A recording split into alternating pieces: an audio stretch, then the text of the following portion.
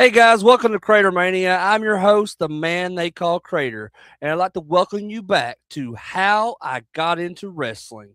This is a show where we learn about how wrestling fans from all over the world give their perspective of how they got into wrestling. And on today's show, we have a very special guest. He is a YouTube superstar in the horror community, and he shares that spotlight on his channel with his ever lovable brother, Jeremy. And aside from being a horror fan, he's also a wrestling fan. And many years ago, we were both part of this short-lived wrestling podcast called The Four, which was along with CK from Dead Pit and my guest this coming Saturday, David Mania. And on this episode, we learn a little bit more about this man and where his love for wrestling began. So, without further ado, now entering the CraterMania arena, Justin Powell, but better known as Pizowell. How's That's it quite going, a man? that's quite an introduction. Thank you. Yeah, I try to do one of those for everybody just because, it is a wrestling show. So I want to give hmm them a big introduction, like as if they were a wrestler themselves. So I'm glad to have you here, man. Thanks for doing the show. Yeah, thanks for the invite. I don't get to talk wrestling very much, so yeah, I'm excited to talk wrestling. So do you still watch wrestling like currently, or do you just No, I've not watched wrestling on a consistent basis in many, many years. It just got to the point where it was frustrating and annoying, and it just felt like they were treating the audience like we were idiots. So I just kind of I lost interest. it does feel that way sometimes, but do you still have the love for the old school wrestling that you fell in love with Oh, years ago? oh yeah, yeah. I'm in like the YouTube algorithm has me occasionally where like they'll throw wrestling stuff at me, like the like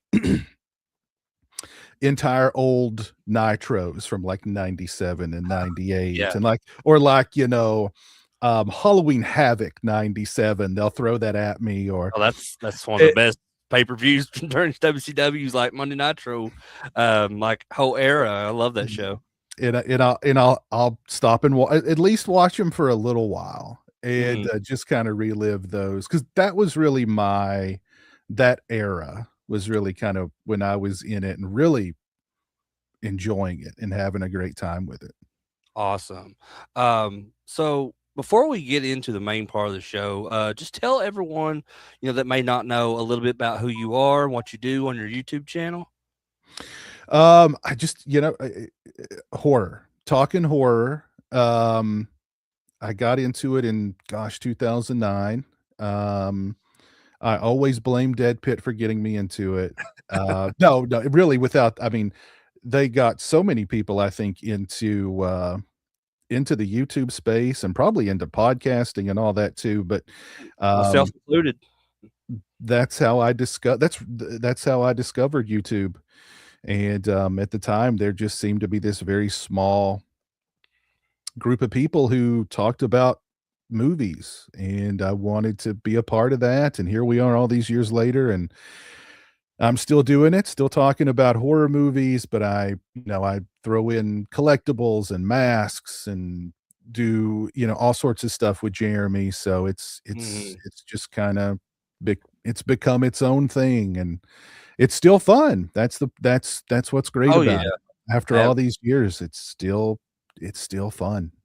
It is, man, and like, I just started my channel just a little over a year ago, and I started doing like the movies thing, or movie reviews like that everyone else is out there done. But I was like, well, I know everyone else has done these, but I want to do them, myself as well, and just see how well I do with them. And so I set that goal for myself last year. Did the whole 500 movies in 2025, which was a hell of a headache. I'll be Mhm, honest with you. mhm. I Um, bet.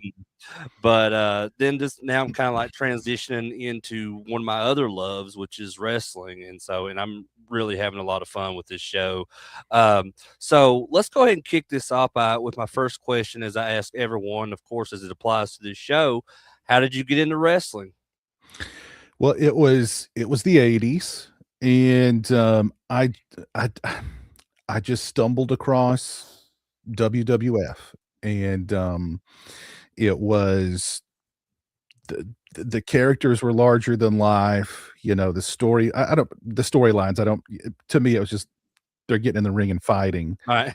But, you know, it was the big production, the big musical entrances, all the characters were larger than life. They were big, you know, like comic book characters come to life, and they were throwing each other around and beating the crap out of each other, and it was just, it I was kind of fascinated by it, so, 'cause I loved comics, of course, I loved horror, and, you know, you always had that sort of some of the horror adjacent characters in there as well, and, it was really, you know, I think the first time I saw The Ultimate Warrior, it was just like, "That's I've never seen anything like that in my life," so, I was hooked into wrestling at that point, and I remember my mother being like, you know not being approving of it, but not like, Yeah.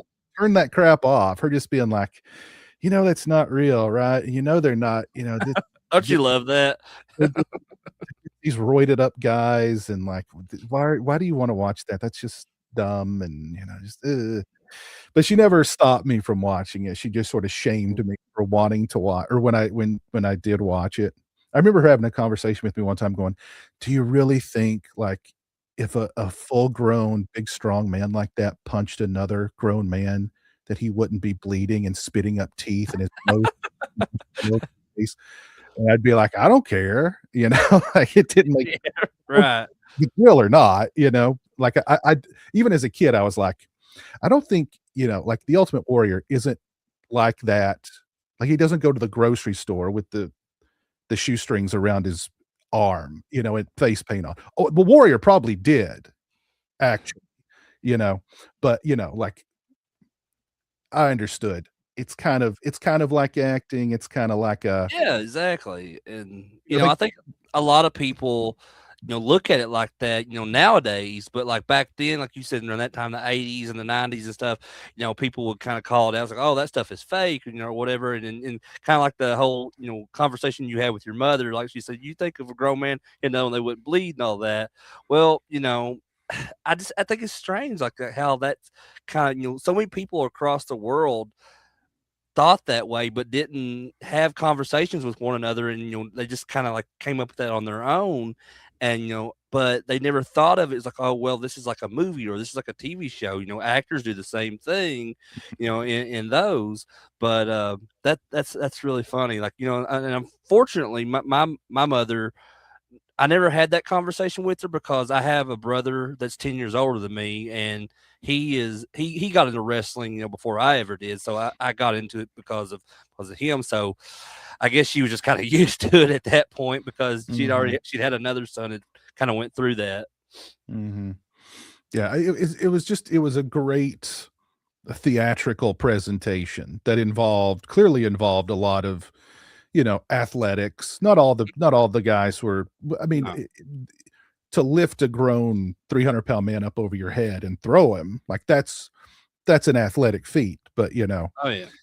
so, I mean, I think it was that theatrical thing about it being so over the top that, I Mhm. just thought was really just fascinating and fun.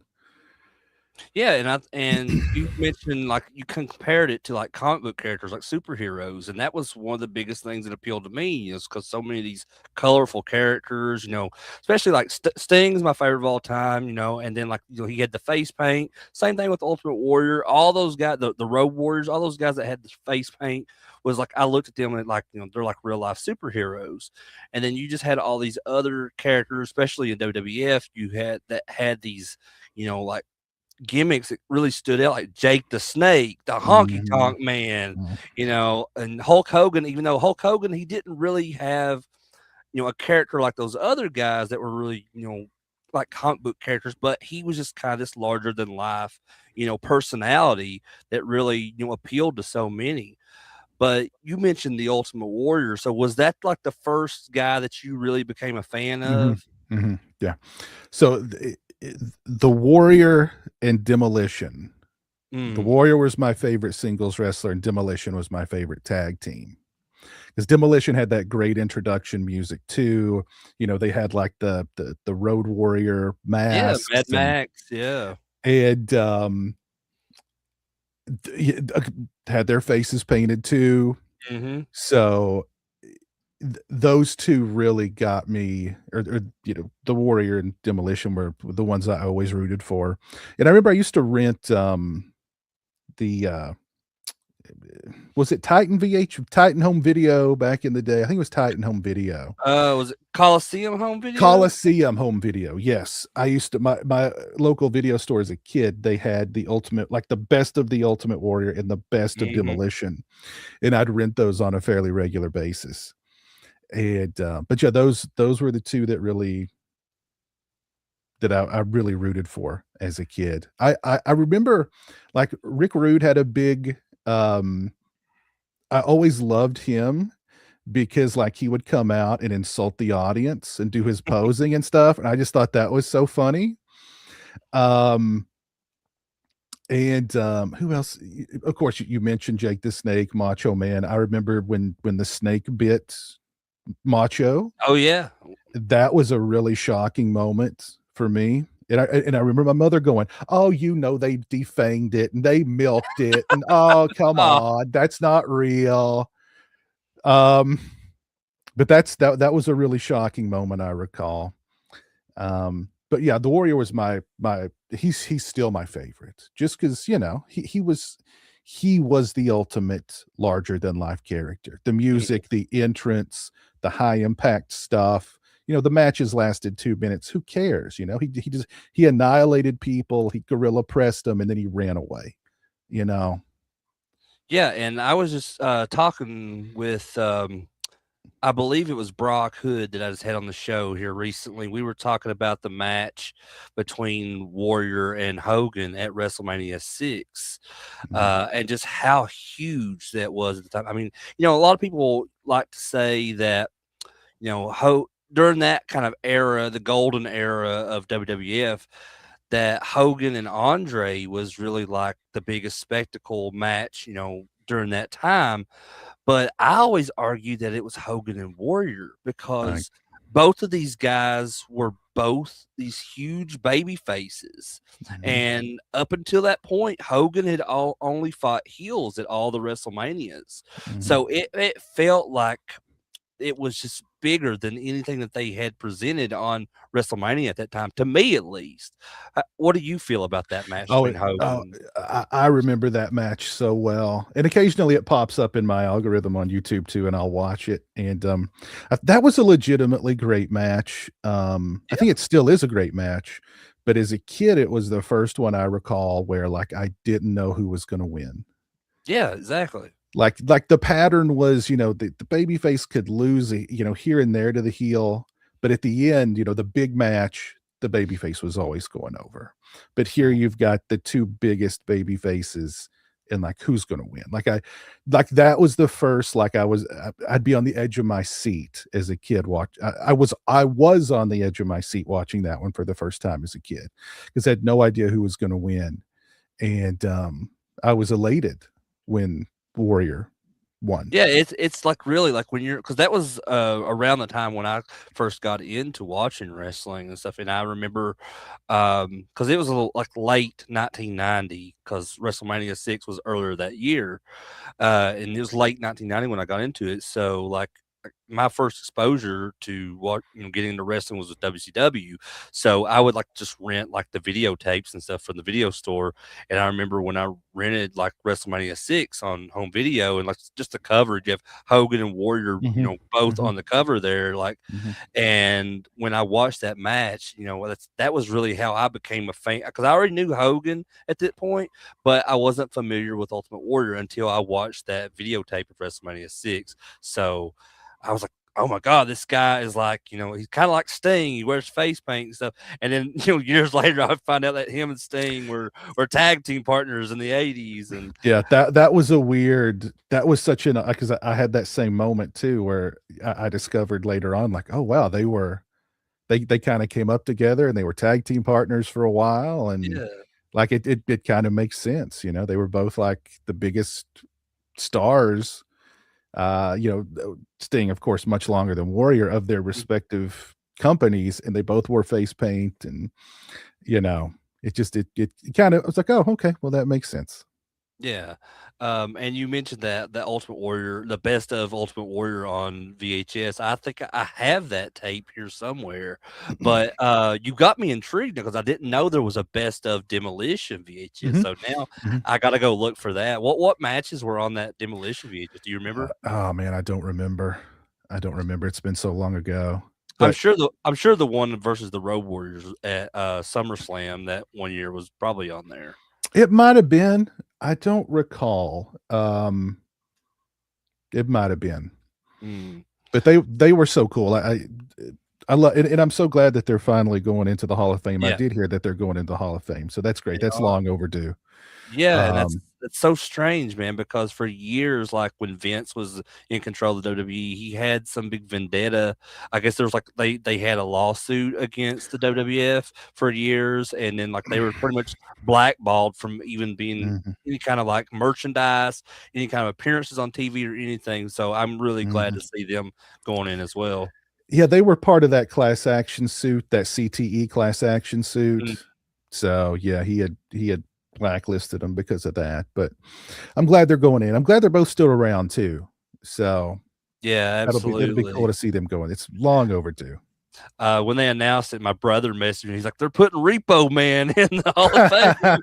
And I was like, "Oh yeah, he was that like because the guy that was Smash was also Repo The Man, and Repo then Man. Yeah.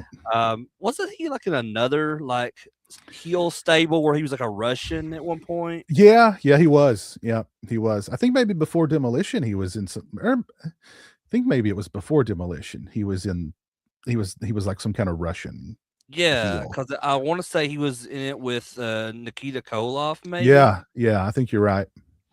Yeah, it's I'm not real familiar with that part of Barry Darso's career, but like I mean, mostly it's Smash from Demolition, just because that was probably the coolest character he ever had. Oh yeah, for sure, for sure. Uh, but you also mentioned some others. So besides like all the ones that you already mentioned, was there other wrestlers that kind of stood out to you at that time when you were first getting into it? Coco Beware stood out. I really liked his finisher, the Ghostbuster, which was like a suplex turned DDT, which just looked incredibly dangerous even as a kid. I was like, wow, that looks really bad. But Coco, of course. Oh man, who else stood out to me? Um, he wasn't a wrestler, but Bobby Heenan really Oh stood out yeah, to me. I'm a He huge Bobby Heenan fan. he was such a good heel, announcer and manager. And of course he was with Rude, and that was, always loved the Rude promos. Um, oh, Mr. Perfect. Yeah, another Heenan Mis guy.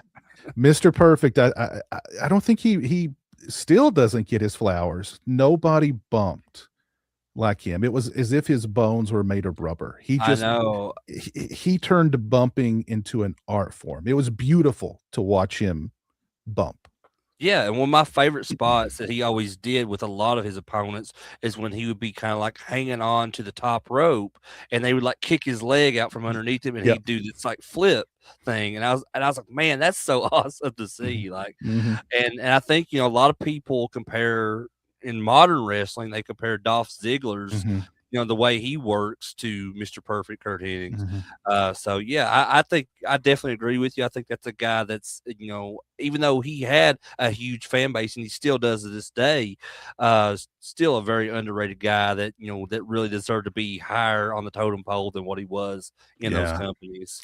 for sure. And I love the Perfect Plex. He did great little, The the vignette, vignettes where like yeah. he would throw the football down the field and he'd run down and catch it himself, or Mhm. stuff like that was just like, those old school vignettes were just brilliant. I love those. Like his and Razor Ramon's were Oh incredible. yeah, yeah. I Um, love.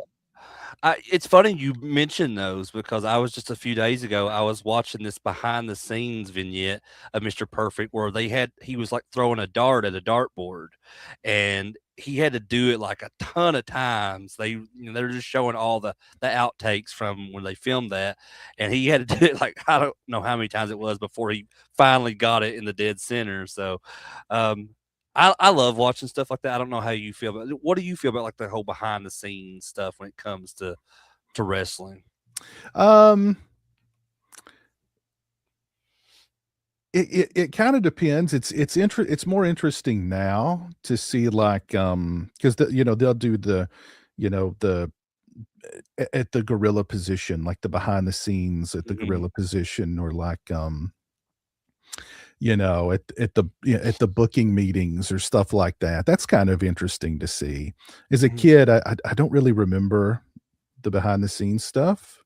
I just remember the vignettes Right. and the promos Well, and that that stuff wasn't really around like, back in like the 80s and the 90s. I don't think like they really started kind of pulling the curtain back on that behind the scenes stuff until maybe like mid 2000s, maybe. Mhm. Uh, or maybe it might have been around like when they did do you remember the documentary movie Beyond the Mat? The is that the Bret Hart one?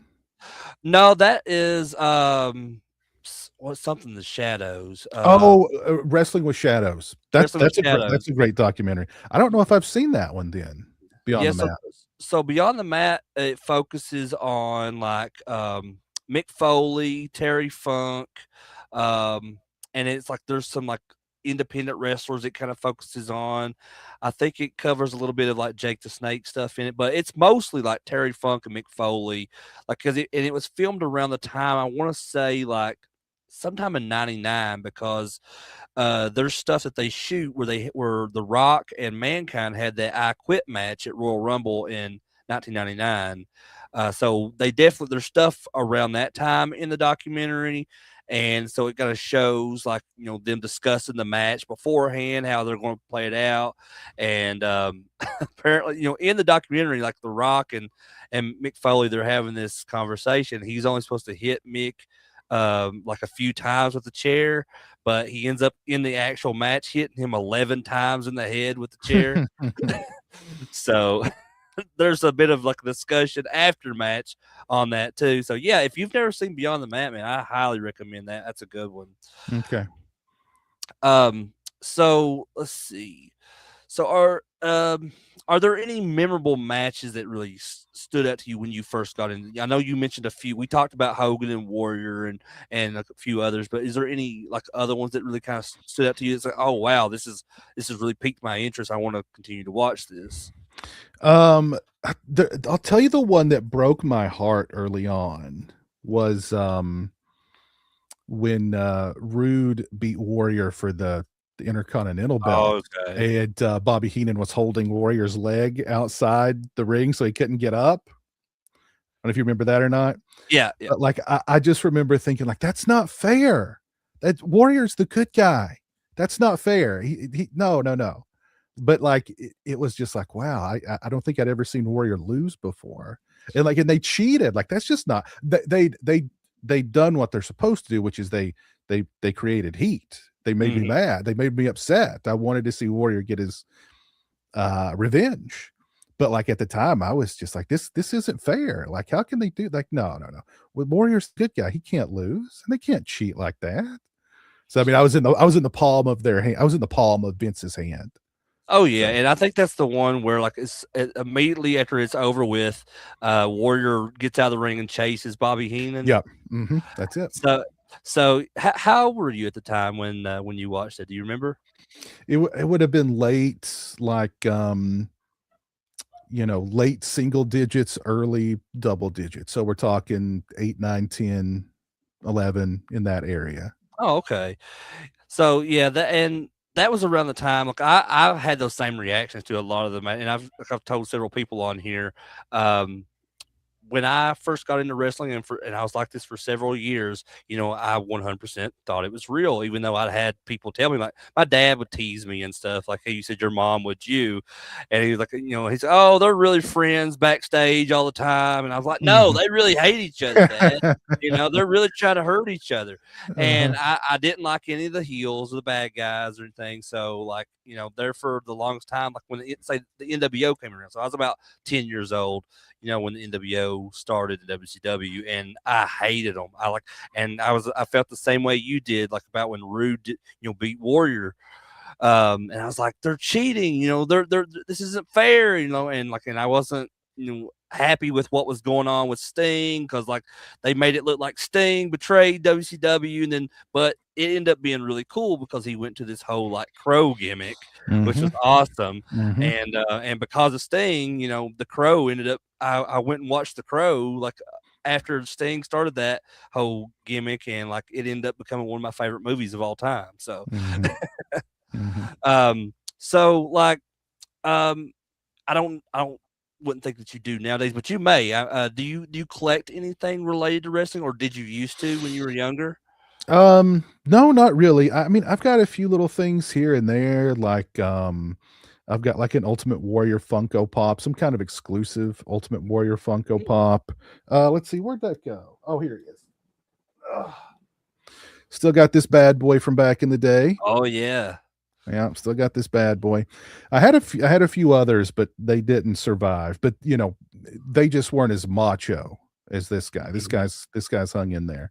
So, and I've looked into getting some of these like off eBay, but like the ones that I want are like really expensive. So, Have you seen the new ones that they're putting out? So they're starting to bring the LJN figures back. Have you seen any of those new ones that they're putting out? I don't think so. No. So, well, they kind of start. So Matt Cardona, who was Zack Ryder in WWE, he's back in WWE now, but as Matt Cardona. But like for a while, he's still they're still doing this because like he has partners that are still like running the company while he's wrestling with WWE. But they put out this line. It's a as a tribute to the old LJN figures, and they're called Big Rubber Guys, and Mm, they've got a lot of the legends. They've done Dusty Rhodes, they've done the Road Warriors, from the NWA Road Warriors and the WWF Road Warriors. They've done like the Rock and Roll Express, Demolition, so many, and they look great. They look and feel like those old LJN wrestlers from the 80s. So WWE has kind of followed suit now with Mattel kind of bringing partnering up with what is used to be LJN. So they're coming out with the old wrestlers again, like the LJN style. So, but they're doing a lot of them in kind of they're doing like a mixture of legends and like current roster people. Like they've done John Cena, and I think they're getting ready to put out a CM Punk one. So they're really neat, man. And if you like that kind of stuff, I mean, I just as a wrestling fan, and I've been collecting all my life. I love them, mm. but is that something you would ever see yourself like collecting if it was like certain wrestlers that you liked growing up? Maybe, if if they do like a warrior one that looks pretty cool. You said Yeah. they said there's a demolition one. I They're love getting ready to them. put out a Warrior one. It's actually supposed to look like the original LJN Warrior that they released, all those years ago. So, That's I cool. think they're Target exclusive. So yeah, if it's Oh, something you're interested in, just be sure to look out on their website. I'm sure. But I'm glad you showed the Macho Man one. mm, I was just telling someone recently, like, so there's a home video that my mom has, and I'd love to get a hold of it and like do a transfer so I can like upload it here on YouTube. But like, it's a home video from Christmas 1988, and my brother got that Macho Man figure and the Elizabeth one for Christmas that year. ah, So, and I always loved that because my brother, like I said, I've mentioned before, he's one that really got me into wrestling. He was a huge Ricky Steamboat fan. mm, Uh, there's another home video somewhere where like he's dressed as Ricky Steamboat and like doing his entrance through our living room from when we were mhm, kids. So, mhm, mhm. um, but enough about my brother. Let's talk about your brother Jeremy. Is he a fan of wrestling? He is, but he likes the old school guys too. He's more aware of them than he is of the aside. He loves Kane because Kane is like the Mhm. devil's favorite demon. So Jeremy's all into that. And occasionally he'll do the Kane intro where like he raises his arms. And he'll mention some. Oh, and of course Undertaker too because they're both Oh kind yeah. of horror characters. What about Papa Shango? Do you like Papa Shango? I don't know if he's aware of Papa Shango. But he loves those two. He loves well he I don't know if he loves, but he's aware of like The Rock and John Mhm. Cena and Stone Cold. If you ask him what Stone Cold says, he goes, "Oh hell yeah." So he's aware of those guys, but yeah, I think he's kind of more aware of the the old the my era guys, Hogan and Macho Man and the Warrior and Sting. He loves Sting. He loves the Crow Sting because he also loves the Crow. Right. So, um, I'd love for Jeremy to meet Sting too. I think that'd be great. I Oh, think man, Jeremy like, I've met him a couple different times, and he's legit, like, one of the nicest guys, not just wrestlers, but, like, people in general. He's Mhm. one of the nicest guys I've ever met. Yeah. So I I'd love for him to do a convention nearby because Jeremy would love, especially if he's got the s- Crow Sting or whatever paint on. Jeremy would love that. Yeah, he doesn't do that anymore, so last year was his last, like, run doing that. He did, like, a whole, like, run of conventions last year where he was going to just try to make as many appearances as he could in the paint, and he said he wasn't going to do it anymore. Mm. But I kind of understand that. I mean, Sting's getting up there in age. Maybe he just doesn't feel like going through all that work Yeah. anymore. Yeah. Yeah. So, and I mean, he retired from wrestling. Back in 2024, I believe it was his last match. So, yeah, I guess he's just wanting to enjoy that retirement now. I mean, from what I know, he's still doing conventions. Mm. Yeah, he just doesn't wear the paint anymore, unfortunately. Mm. Jeremy'd still get a kick out of meeting him, I'm Oh sure, yeah, though. oh yeah. I would love for to be able to meet him. I'm sure he would have a great experience. Mhm. Um, so I know you mentioned that you don't really follow wrestling anymore because there was just certain things about it that just kind of took you out of it and took you out of just being able to enjoy it. Um, so what are some things that if you were be able to change something within wrestling and make it more enjoyable to what you enjoyed about it when you were younger, what would you change about it in today's wrestling? Mm. Jeez.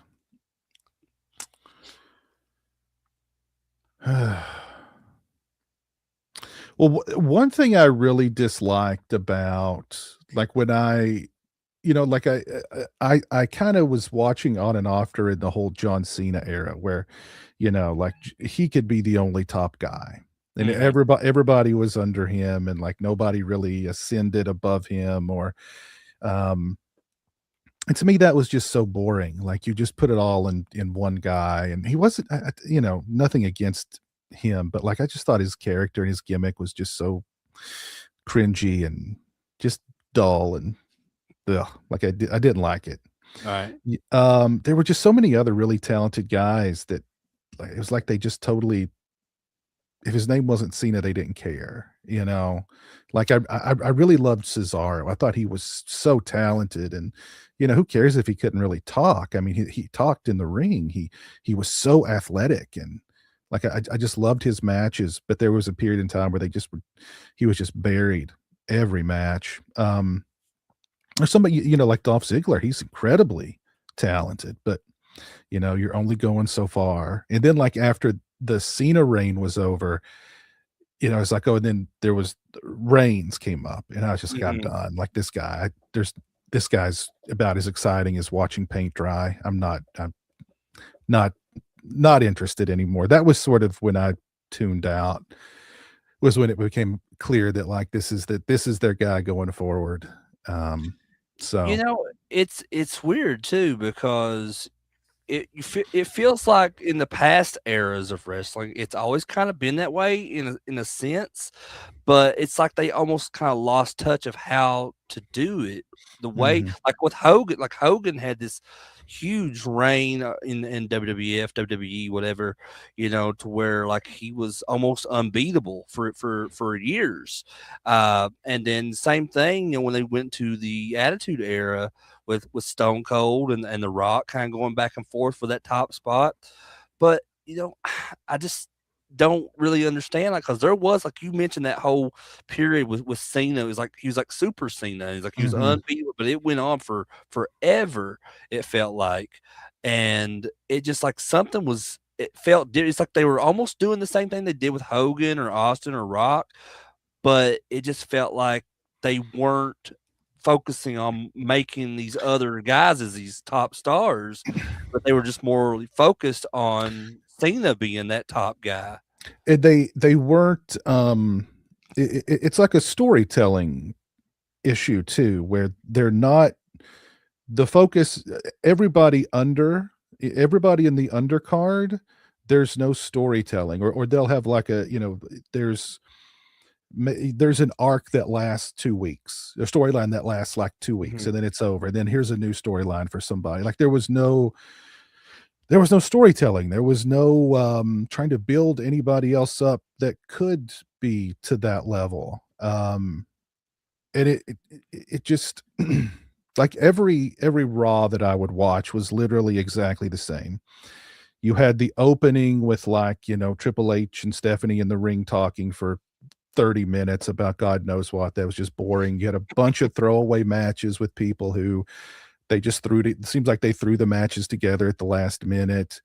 And then you'd have like, whatever happening with Cena at the very end and whoever his foe was that month, every episode was exactly the same. There was no storytelling. There nothing compelling was happening. It was literally just the same thing over and over again. And but what made that era, Hogan was at the top, but look at all the people that was hovering around the top there also. Yeah, You had that's what I'm saying. Macho Man, you had really good heels like Roddy Piper, and then you had undercard people that they were compelling, strong undercard Yeah. people. And And they would eventually move those guys up along, the totem pole later on too. Mhm, Look at Shawn Michaels. He started out in the Rockers with Marty Jannetty and ended up, becoming one of the greatest superstars of all time. mhm. Yeah, that was totally absent during that Cena era, and Mhm. and, like, there was no tag team division either, and the Yeah. tag team division was always something I liked in WWE. If it wasn't or WWF at the time, if it wasn't Demolition, the Steiners came in. I remember being so excited when the Steiners came in from WCW because I loved them. They're one of my favorite tag teams of all time too. Too. You had the Rockers, you had a division, you had a tag team division. And then like the tag team division turned into let's just throw two guys together who are doing Yeah. nothing, and now here's a tag team. So Yeah, unfortunately, there was a whole rough patch there for several years, in WWE that was like that, especially with the tag team division. And unfortunately, currently in the WWE, it's kind of the same thing right now. There's not much of a tag division on either show, either Raw or SmackDown. I mean, they're doing stuff with them for sure, but like it's just not compelling right now. You know what I mean? mhm, mhm. Um, what so around that time, like when all that era with Cena was going on, was you watching anything else? Was you watching TNA or anything as well? Occasionally I'd tune into TNA, but I didn't really pay that much attention to it. At the time, it just seemed like it was where all the cast off WWE people went, and it was like this guy was like a opening. He was on the opening card in WWE. Now he's the champion in TNA. You know what I mean? Mhm. Like 2 weeks after he's premiered there. I couldn't really take it that seriously. They did have some funny stuff though. Like whenever I would see Steiner on TV, of course I would stop to see what he was into, or um, Kurt Angle. Whenever he'd be on TV, I'd stop to see what he was Oh, into. okay. But other than that, like it just didn't do. I don't know. I couldn't really take TNA that seriously. Mm. So So I know there was, a good amount of time in TNA as well. Like, and I say this to everyone. I say if you could make it through the whole era in TNA where Hogan and Dixie Carter were running things, and you can watch anything in wrestling because it was so bad during that time. And my wife would be like, because I would be it would be like on a weekly basis. I was complaining about TNA when I talked. She's like, "Why do you watch?" I was like, "I don't know. I'm an idiot, I guess." But I Mhm. just I've been watching any kind of wrestling, for years. Would it be good? Would it be bad? I mean, I don't know. I've tortured myself a lot with some of Mhm. it for sure. Well, they just like every week they just would like try and introduce a new NWO faction into it, and like that was like their only idea was like, well, we gotta do another NWO. Yeah, And yeah. so it was just the same thing over and over again. Like the Aces and Eights thing, I thought was cool for at least a couple of weeks, and then like they just like started taking people's masks off, and it was like, oh, it's another WWE cast off. Oh no, so it's like you really tipped your hand way too early on that one. They could have got more out of it, I think, but it was it was for TNA, I thought it was pretty compelling. Now, there was a stable in TNA at one point that I did. They were kind of like an NWO ish type stable, but at the same time, not really, if that makes sense. But they were called the Main Event Mafia, and Yeah, I remember. it was Sting, Kurt Angle, Scott Steiner, Booker T, Kevin Nash. I really liked that stable, but I also just really liked it because Scott Steiner was in it, and Yeah. he's always been super entertaining because he's really unpredictable what he would say Mhm, on a mhm, microphone. mhm, So that was, and I'm one of those people that loves wrestling for many different aspects of it. And I love comedy in wrestling. mhm, I'm not someone that thinks that wrestling needs to be serious all the time. And that's the way, just it's always been entertaining to me because, I love action, I love horror, I love comedy, I love, all different types of like genres and stuff out there in when it comes, say, for example, like movies. And I think all of that exists in wrestling. So mhm. that's why it's always appealed to me. What's your, thoughts about like comedy in I wrestling? I think there's definitely a spot for it. I think when you get somebody who's really good at it, like Santino was really good at that comedic spot. I think Danhausen could be really good at that comedic spot in WWE now. I know Oh he's in yeah. there now. Hmm. I think he could be really good at that in that Santino kind of spot. Um, but there's always been like that, the comedic side of it. That's always kind of fun, you Hmm. know? Um, it's kinda, it kinda pigeonholes whoever's in that spot, that's the only spot you're ever gonna you're ever gonna have, really. You can't really be, the comedy guy one week and then be, like, treated like a contender the next week, but, you know, you can keep a job, I think, in the business for a while if you're good at being the comedic element, Hmm.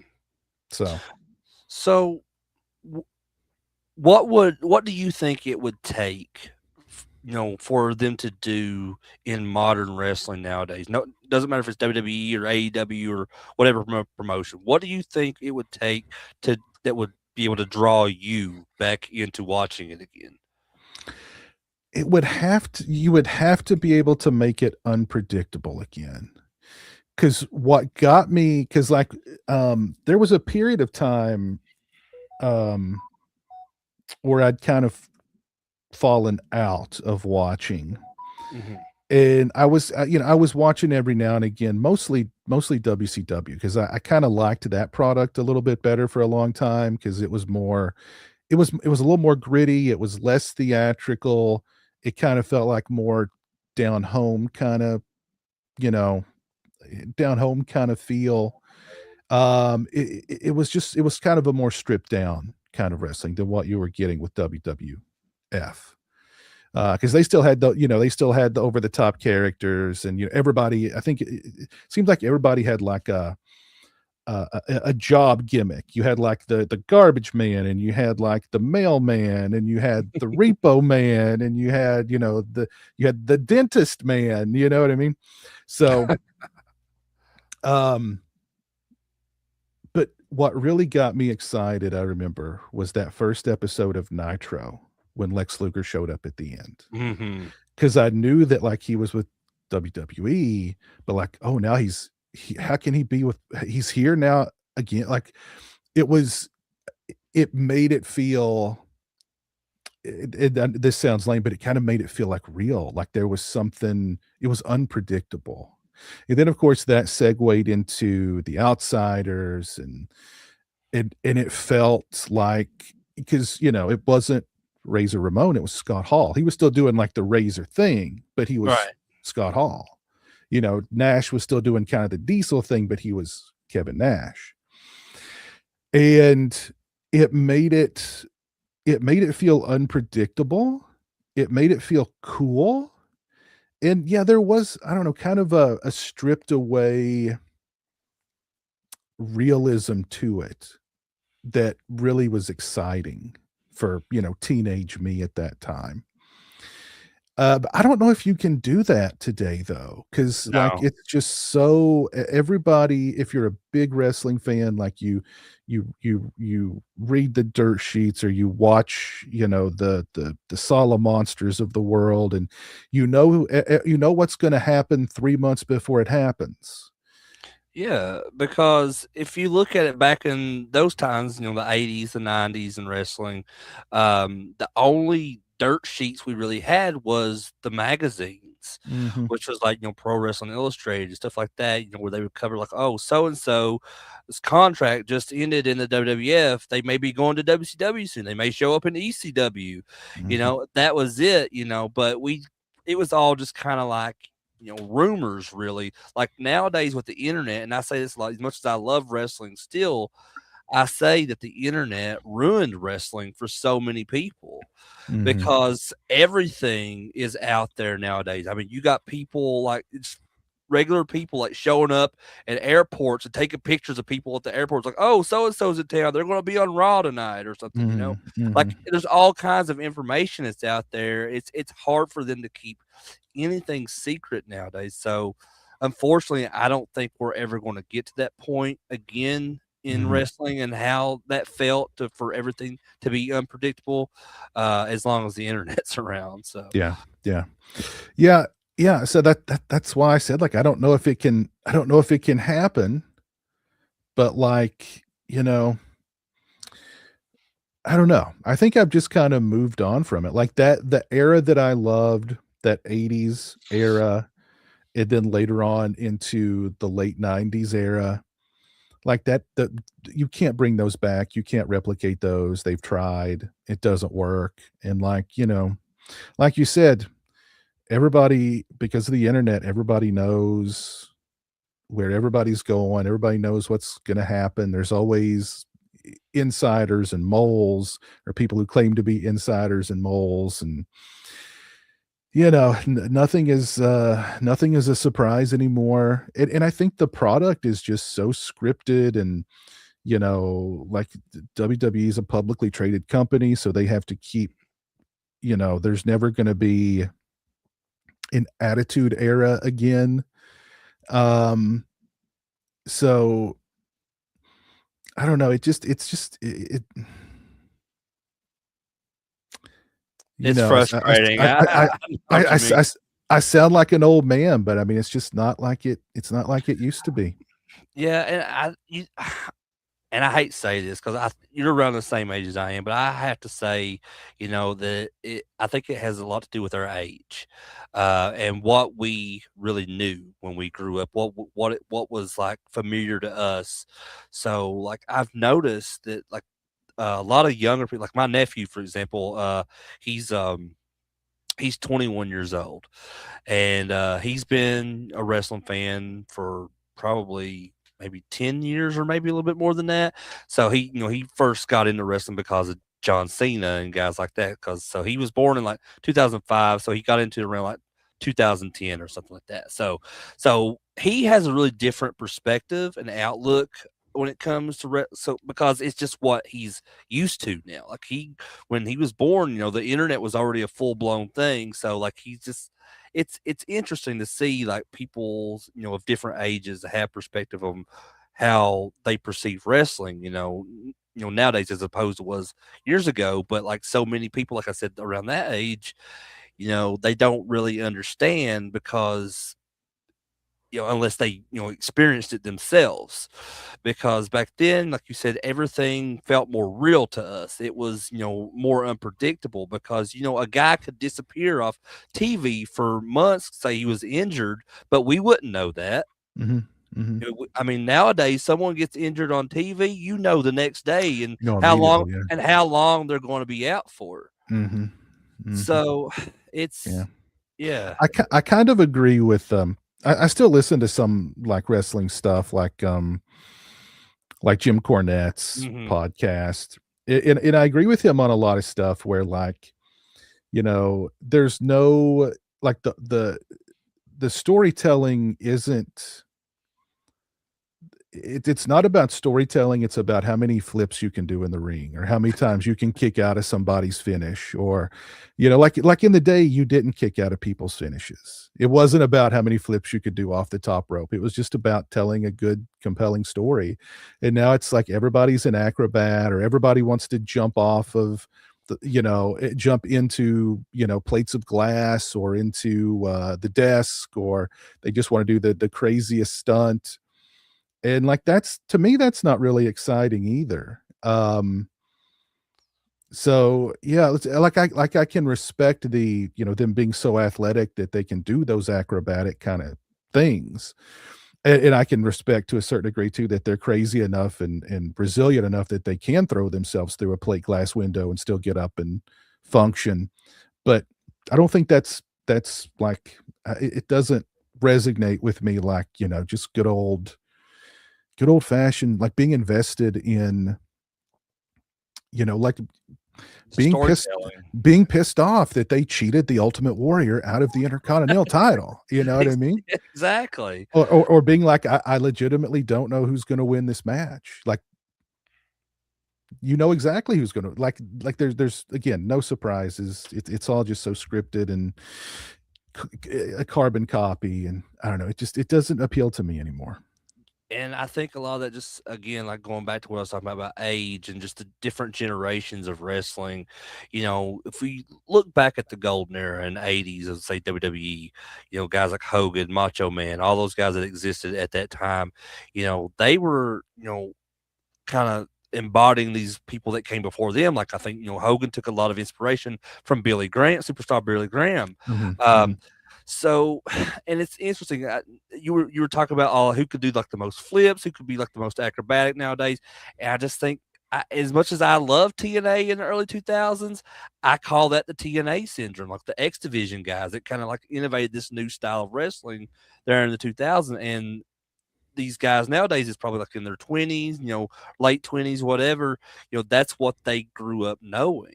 So that's what Mhm. they're trying to embody, like guys like AJ Styles and Christopher Daniels and Samoa Joe and guys like that. They're doing all that cool stuff. So I think that's why we see so many of the younger guys nowadays. Of course, you don't see Randy Orton doing flips and stuff because No, no. I mean he can't.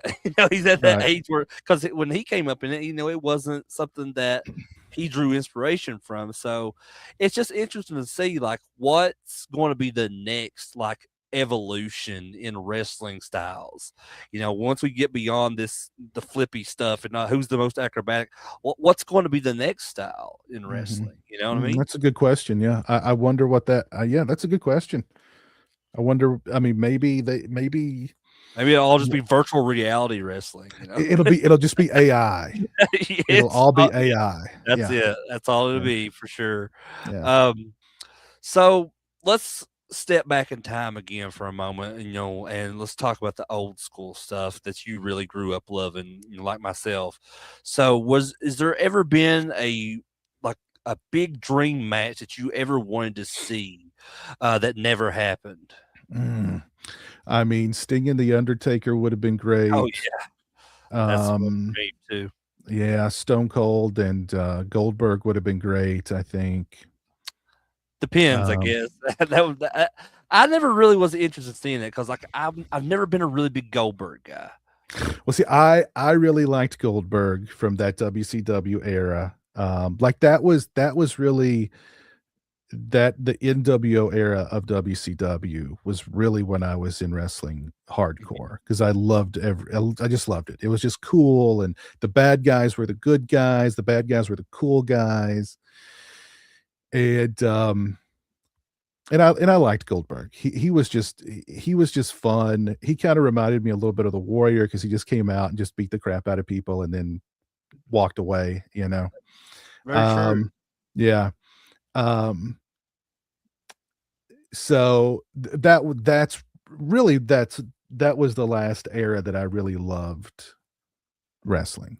Hmm. So yeah, I would have liked to have seen Goldberg and Austin. I don't know if it would have been a great match. I think the promos from Austin would have been really good.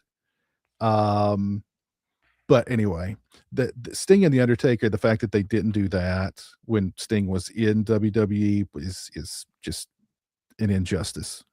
Hmm. Gosh, what would be some other good ones? I'll tell you one that, like, because whenever you ask people about dream matches, they usually just kind of come up with one-on-one matches. One of my biggest dream matches has always been Sting and Ultimate Warrior versus the Road Warriors. Mm, I would have loved to seen that, but yeah, that would have been cool.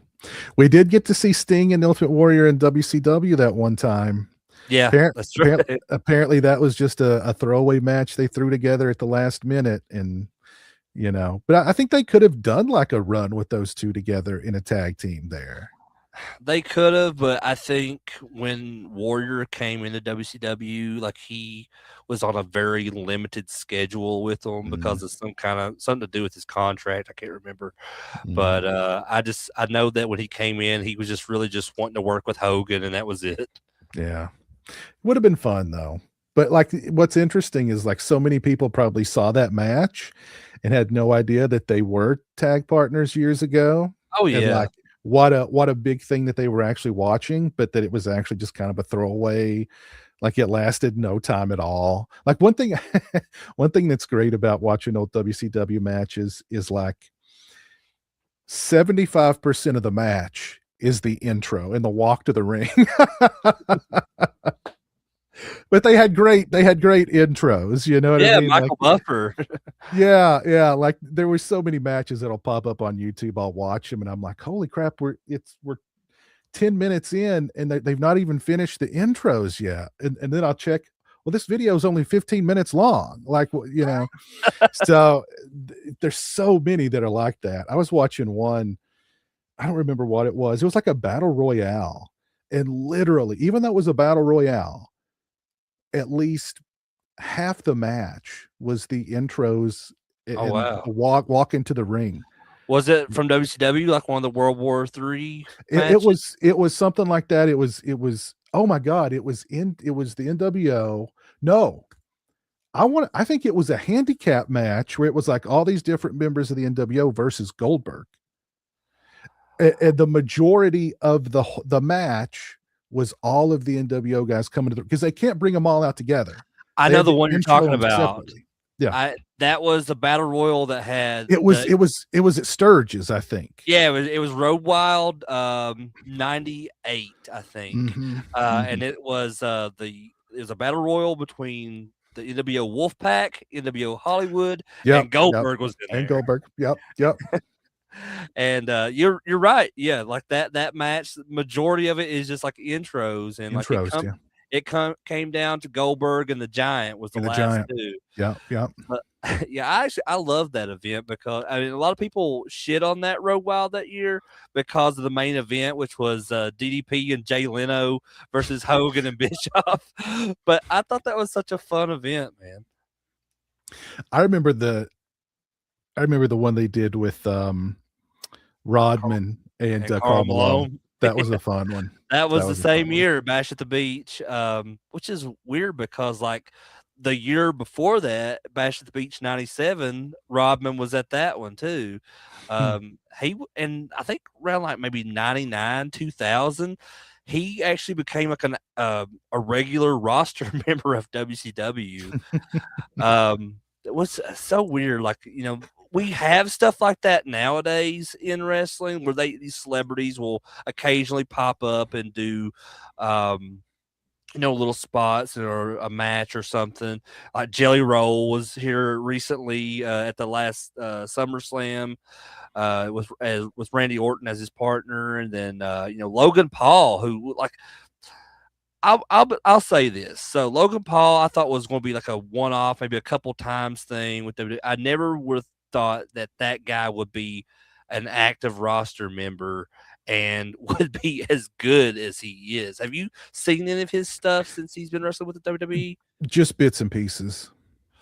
That guy, I mean, I know he's probably like a piece of shit in real life or something, but like dude's incredibly talented, Mhm. and I think X Pac said it best in an interview where he's never seen anyone that was a celebrity like that take to wrestling so naturally that quick. So I mean, I gotta hand it to Logan Paul for because he's really like he's better than some of the guys that have been doing it for years. Mhm. I've Uh, seen little clips of him doing stuff, and he seems to be pretty good. but so back when you were growing up and all this, what was your favorite thing about being a wrestling fan, and what was also your least favorite thing? I don't know if I had a least favorite thing. My favorite thing, like, there for a while, my buddies and I would get together because they were all big WCW fans too, and we'd go in and we'd buy the pay-per-view, and we'd Mhm. all go over to one of my buddies' houses, and we'd watch it and drink beer and just have it'd be like a party with whatever that WCW event was in the background. Um, so that's definitely something I look back on, very fondly, and, we did that a number of times, like, we did that I remember we did that with that Halloween Havoc with Warrior and Hogan and just being like, "What? Oh, that This was isn't awful, very" right? yeah, like, "This is bad," you know what I mean? Like, even having a few drinks in us, we were still like, "Man, this is awful. What are they doing?" Um, but we did it with the Karl Malone Rodman one, that was a lot of fun. Mhm. But yeah, there were so many, so many. So that was something I look back on very fondly. It's like, some of the really good times of being a wrestling fan. I don't remember, no, no, no bad memories. Well, I mean, that whole era of wrestling, I mean, there wasn't really much that you could say was a bad time in wrestling Mhm, because mhm. and, I was just talking to Mark, Stuntman Mark about this on the last episode, and it may just be my age, my generation, or whatever, but there's nothing that beats that whole Monday Night War, Attitude Yeah. Era time in wrestling at all to Mhm, me. I mean, mhm. just everyone was on their A game. I mean, from the main event stars to the curtain jerkers. I mean, Mm, everybody was on their A game during that era, and mhm, everyone was a star. I mean, from the oddities to Al Snow to any of those guys that was during the Attitude Era. I mean, take a guy like Steve Blackman, who's like a very average Joe type of guy that was during the Attitude Era, but he was amazing. He was awesome. He mhm, was fun to watch, and mhm, everyone was like that. I mean, I can't really think of many that I wasn't a fan of during that mhm, time. mhm. So Yeah. were you? So you were you like that in that aspect as well? Yeah, yeah, like, there was, like, and like I was saying a little bit earlier, like, it didn't matter what your place was on the card, you Mhm. were still given something to do, which was totally Yeah, lacking, I think. You still had, like there were like I loved Alex Wright, the guy who come Alex out and he would Wright, yes. dance. I Yes, I thought loved him. I thought he was great. I loved him. And like they introduced me to the Mexican wrestlers. Oh, I yeah, the luchadors. I Wars, I yeah. loved La Parca. La Parca was my Me favorite. too, man. The The chairman chairman, of he WCW. he'd come out and dance, and he'd play the air guitar with his, chair. I loved that whole thing about him. Um, let's see who else.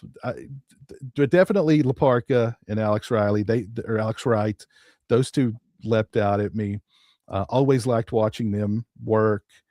Um, and just, there was that comedy element in the NWO too with, like, Disco that was always funny, and Virgil, they'd throw him out to get his butt kicked, and they'd all run away. Um, so there was just a lot going on. You had the comedic elements. Everybody on the roster had like something to do. They were all kind of cool. The what what did there wasn't Cornette. But anyway, like Malenko and Benoit and Perry Saturn. You had those Jarrett, the cruiserweights. Like they were doing some really great matches. They were acrobatic and athletic without being like the flippy style. Right. They put on great matches. Like they put on great like mid-card matches that kept you invested in the show. So you were there hanging in there and enjoying yourself while you got the build up to whatever was going on with the NWO and Goldberg and all that jazz. So top to bottom, those cards I thought were really good, really entertaining. There was always something like happening next that you could look forward to. Yeah, So and the cruiserweights was one of my favorite things about WCW during that time, and it was almost like you were watching a different show mhm, with the cruiserweights because they felt like they were just as important as the main event stories with the NWO and all that was going on. But mhm, so, like when mhm, the cruiserweights came out there and have their matches, I mean, to me, and I've always said this for years, my favorite feud in WCW was Jericho and Dean Malenko. mhm, And if you go back and watch that, like it was just a very intense rivalry between them. So Jericho was always trying to do this like ridiculous stuff to try to go, Malenko into like going off and losing his mind and stuff. And I remember there was this, I think it was at Slamboree '98. They had this battle royal. So at the time, like the story was, Dean Malenko was like suspended or whatever. He had to leave WCW because he lost a match to Jericho or whatever. So at that Slamboree, they had like this battle royal and of all these different cruiserweight guys, and most of them were like luchadors, and whoever won it would immediately get a cruiserweight title match against Jericho right after they won that battle royal. So Cyclope wins that battle royal, and when Jericho enters the ring, Cyclope takes his mask off, and it's Dean Malenko. mhm. And the place went ape shit, dude. And it's crazy to think that if you look at Pro Wrestling Illustrated when they would do the PWI 500 in 1997, which was a huge year for wrestling, WCW especially, Dean Malenko was number one on the PWI 500 in Oh 1997. wow, wow. So, like, that shows that, like, it goes back to what I was saying, like, how important the cruiserweight division was for WCW during that Mhm, time, mhm. because you had, like, so many Eddie Guerrero, Dean Malenko, Oh, Eddie, Jericho, yeah. Mhm, Rey mhm, Mysterio Jr., Ultimo mhm, Dragon. I mean, the list goes on, and mhm. there's everybody kind of had their spot. Even Yeah. guys like you mentioned, like La Parca. I Mhm. mean, he kind of brought that comedy aspect. And originally they weren't. I would love to know, because I don't know this, but I would love to know who came up with that idea for him to do like the dance and come out there with the chair and stuff. I thought it was awesome. And the Mhm. one match with him that stands out to me is he had this match with Goldberg I remember where that. he like hits Goldberg in the head with a chair, and he turns around and he does the dance, and then like when he turns back around, Goldberg spears him. Goldberg spears him, yep, yep. So like, And he's holding his leg, like, I don't know if that was gimmicked or if that was for real, but, like, he was yeah, holding his leg, like, after Goldberg speared him, like, his leg was all messed up. I don't know, he may have got legit hurt in that He because I mean, he wouldn't have been the first guy that Goldberg legit hurt, but I just remember he did that, he turns around, he gets speared, and he doesn't, like, lay there like he's dead. He grabs his leg and holds his leg up like yeah, there's ugh. nothing that really gives me the feeling of like how much I love wrestling more than that whole era. Just all that Mhm. stuff, WCW and WWF, and then I was discovering ECW around that time. So that's something I love to talk about on here is ECW. Like, were you a fan of ECW as well? No, I didn't. I don't know if I was even aware of ECW until many, many years later. Okay, so when do you think that you first like who was the first thing that you seen of ECW? Do you remember? I think it was when they did like that crossover thing with WWE. Um, Was the one night stand? I think so. I think That was so. that first one night stand was amazing show. Yeah. But yeah, that was a thing with me. Like ECW, I knew of it for the longest time because of the magazines. I would read about it, I'd see pictures, but I would never get to actually see matches between these guys. I would just see I would kind of make things up in my mind, about these wrestlers. From ECW, like Raven and Sandman, Tommy Dreamer, and Mhm. Sabu, and whoever. And I was like, man, these guys sound cool, but I've never seen them on TV because, like, in my area where I grew up, you couldn't get Yeah, ECW on TV, same. and the only way you could get it is like if you knew somebody that had like recorded it somewhere else, and there was like tape trading going on back in the day, and that's how you kind of discovered a lot of stuff that you didn't see on TV regularly. But that's how it was with ECW until they got like their TV deal in 1999 with TNN. That's when I really kind of started getting into it. But like I said, I knew those guys like Raven and people like that because of the magazines. So when they would show up, when Raven showed up in WCW in '97, I was like, oh my God, that's Raven. I know him, but like I'd never seen him, Mhm. wrestle, under that character. I mean, I had seen him like years before when he was Johnny Flamingo in WWF. But do you remember that character? I don't remember that. I remember him coming into WCW as There was a Raven. I he remember was thinking he was cool because he had, the flannel shirt on and the ripped jeans, and he just sit in the corner of the ring and, you know. Yeah, cause like, because that was around, and that's why, like, I liked him, like, he was a heel, and like I mentioned earlier, like, I wasn't a big fan of heels or any of the bad guys or anything, but I really liked Raven and the Flock because of just their style, that grunge-like style, Mhm, because mhm. that was at the point where my music taste started changing too in Right. my own life. Like, I started liking Nirvana and Alice in Chains and Soundgarden, bands like that, Pearl Jam, which is funny because Jericho's theme music when he was in WCW was a rip-off version of Even Flow by Pearl Jam. I don't remember that, but, That and they did that, like, because like Jimmy Hart back in, like, especially during the Monday Night War era, Jimmy Hart was doing all the music pretty much for the WCW guys, except for like Hogan, who came out to Jimi Hendrix, of course. But yeah, Jimmy Hart was like doing all the music, so he took a lot of like really popular songs and just made like bootleg versions of them. Like, DDP's music was basically "Smells Like Teen Spirit" by Nirvana. mm, Um, so yeah, I could go on and on about that whole era of wrestling, but I'm glad that mhm. you kind of relate to that as well. So just got a couple more questions for you, man. And but before I get into it, I just want to thank you again for doing the show, taking time to just to do this little interview or whatever with me. I really appreciate you, man. Yeah, no problem, man. It's been fun. Um, but so just like I said, a couple more questions. So this next one I want to ask you: when it comes to your favorites of all time, not necessarily who you think is the greatest of all time, but your four personal favorites of all time. Who was on that Mount Rushmore for you? Oh god. I mean, of course, Warrior would be right up there. Mm, Lord have mercy. Put me on the spot here.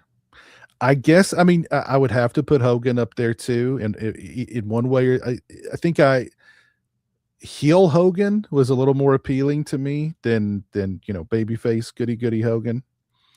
So I'd put Hollywood Hogan up there. Um, oh man, Scott Steiner for sure. Big Papa Pump would have to be up there. Always That's a loved whatever he was doing on TV. I watched because he was just so entertaining, and that whole Big Papa Pump oh yeah, persona of his was just it hilarious. was amazing. Yeah, Yeah, God, he was so entertaining. Um, let's see, who would be the fourth? Ah, jeez. You know what? Let's throw. Mm, dang. Mm, mm, mm, mm. I'm kind of torn because like I want to say Sting because Hmm. I loved both versions of Sting, the Surfer Sting and the Crow Sting. I loved both of those. I was also I really enjoyed what Edge did for a lot of years in WWE because he reminded me a little bit of that NWO era when he was doing the rated R superstar thing and like Okay. him and Lita were being all doing their sleazy thing. Like that was a lot of fun. They were kind of pushing the envelope, and like Edge was being over the top, and like that was very entertaining to me. So I really that run he did against Cena was really entertaining. That was a lot of fun. Like him attacking Cena's dad in his house, and then Cena Oh, throwing him into the river or whatever, the lake, whatever. Like that was a lot of fun. I don't know. Oh man. yeah, that whole run with Edge, the rated R superstar stuff he was doing with, and had Lita by his side, that to me was one of the last great heels of like Yeah, the modern era of WWE, I I think. agree. Uh, 100%. I agree. because I don't know. Again, that's another one of those things where I'm not sure who was coming up with those ideas. I don't know if it was Edge himself. I don't know if it was Vince, but I want to say that it wasn't Vince because like this was like too good for to be a Vince idea around that time, Mhm. So, but yeah, Edge that was probably the best part of his entire career, honestly. Mhm. Mhm. Yeah. Yeah, and you hit the nail on the head. That was I think one of the last great heel uh performances or eras or whatever. Like he was so entertaining as that character. But I guess feel like I'm leaving so many great ones out. But so I've got Warrior up there, I've got Steiner up there, I've got Hogan up there. Yeah, let's just throw Sting up there and call it a day. Okay, He deserves it. that's a good one, man, and I'm Mhm. glad you mentioned Scott Steiner, on that because a lot of people I've had on the show so far they've said Hogan, they've said Warrior. That's the first time I've heard Edge too, but like um, Scott Steiner, that's an interesting one, and like to Mhm. put on your top four personal favorites. But I respect it because I love Scott Steiner, man, especially the whole Mhm. Big Papa Pump era of his career. Yeah, I he think totally that really saved his career with that character. he really did because I mean he was so like he was at the he and Rick were at the top of that tag team thing. You know what I mean? Mhm. But like once he ascended to Big Papa Pump, his career just it reached all new heights. Yeah, I always kind of felt bad for Rick because Rick kind of didn't, Rick just kind of faded. But Scott just, yeah, it was the second coming of Scott Steiner, a whole new chapter in his career. And really, I mean, that's what he'll be remembered for. He's not going to be remembered for the Steiner brothers. He's going to be remembered as Big Papa Pump. Like he's still got the goatee with the little, today. So, um, he'll forever be Big Papa Pump. Oh yeah. And the last question I have for you, man, of the entire time that that you were a wrestling fan from the time you discovered it, and growing up, going through it all and all that, um, what is your most favorite memory from wrestling? Hmm.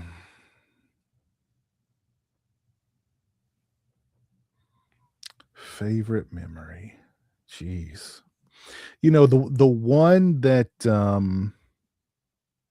And it doesn't have to be something that happened it could be something like you that with your friends that involved Mhm, wrestling, mhm. anything like that. I was watching when the Hogan heel turn happened. Mhm. And that to me was like it, and that's something that I talked about. The YouTube algorithm throws wrestling stuff at me every now and again. They throw that at me often because I watch it just about every time I see it because it's just like it's like one of those like it almost gives me chills every time I watch it because like I was watching it live when it happened, and like Yeah. I don't remember. But here's the thing, though, I don't remember where I was. I don't remember like was I with friends watching it? Was I all alone watching it? Like, but it was like such a big turning point, I think, in just the history of professional wrestling when that happened. And it was a moment that shocked everybody because Oh yeah. nobody It saw changed that coming. wrestling forever Mhm. after that. That might have been the last time something truly shocking happened in wrestling. That might have been the very last time it happened. Yeah. And, yeah, I was floored when that happened. I was so excited because I was like, this is the beginning of something special." And, like, it was just like one of those, like, I don't know, it was just without knowing it at the time, like, this is history.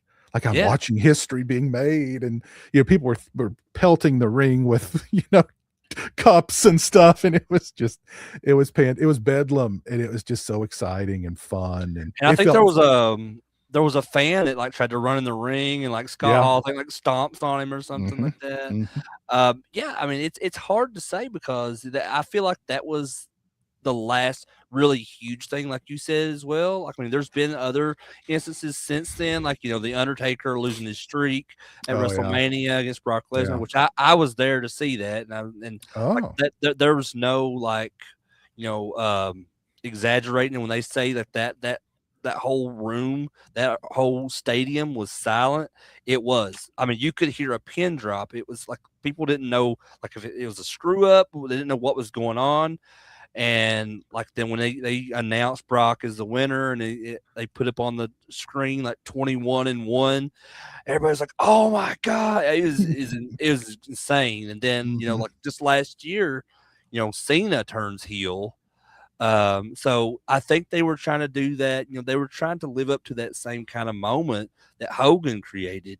When they mhm, formed the NWO, and that's this year is the 30th anniversary of the NWO. So yeah, maybe yeah. that's why it's showing up in your algorithm.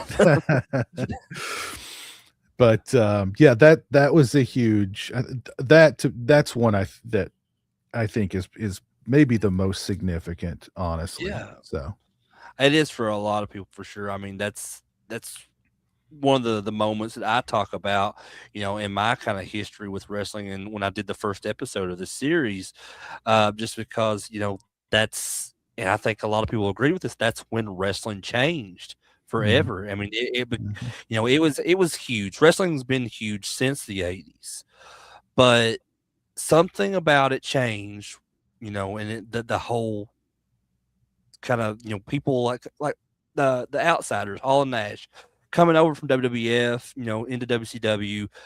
A lot of people were thinking, oh, these, they're doing WWF's doing an invasion on WCW, and it's just it kind of like they went with that. There's like they knew people were talking about that, so that's why they brought in like the 1-2-3 Kid who would be six, and they were bringing in Ted DiBiase and Virgil and all these like WWF mhm, guys were just going to be a part of the NWO, and that led into what would become the whole Monday Night War and the Attitude Era with WWF, and just I mean it was that's just an era.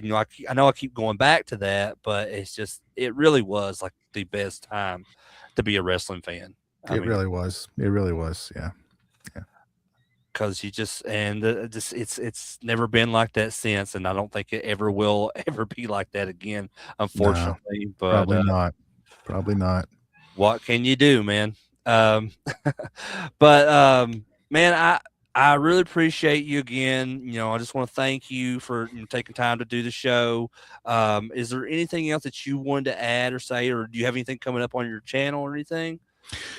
Just I appreciate the invite. Like I said at the beginning, I don't really talk. I don't get the opportunity to talk wrestling very often. So this has been a fun uh, little walk down memory lane. So thanks for the invite, man. I appreciate it. Hey, no problem. And again, do you have anything coming up here on your channel you want to promote or anything? Oh god, just the usual tomfoolery. So if you've not subscribed, do so. We get into a lot of different things, horror, physical media, collectibles, food and drink reviews with Jeremy, all sorts of fun stuff. So, Okay. Well, and I've also put Pizowell's channel and all his links in the description of his Instagram, his YouTube channel. It's in the description of this video. So be sure, if you haven't already, go ahead and follow him on all those. And again, it's been an absolute pleasure, sir. This has been a lot of fun. Hopefully we can maybe do this again some point. mhm. I was thinking about later doing like a round table with some other, maybe get CK from Dead Pit on here, and we could talk about some old school stuff, man. Yeah, that'd be Um, fun. but on behalf of both myself and Pizzow, I want to thank everyone for watching the show. I've got several other stuff coming up, including a show with Mania this Saturday. So don't miss that one for sure. That'll be a fun one. So just stay tuned to the channel, and if you haven't already, be sure to like, subscribe, and click that effing bell, brother, right here on the CraterMania channel. And we will see you next time on How I Got Into Wrestling.